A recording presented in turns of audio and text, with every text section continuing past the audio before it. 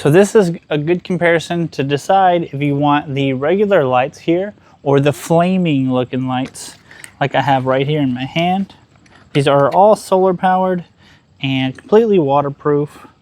If I turn this on, you can see the difference right here. And I mean, me personally, I'm taking the flaming one because it has a lot more like Halloween type look, which is what I love about these.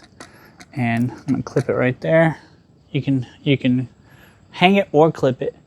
But yeah, this is the comparison. Regular light, flaming one. I mean, if I had like 10 of these floating around this tree right now, I'd feel like I was in a, you know, the headless horseman was gonna come by or something.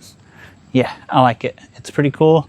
And actually, you know, as far as how bright it is because of that tube in there, it's a little bit brighter than these still. And these are all gonna get charged by the sun under this tree still. And like I said, waterproof, cool looking little flame light.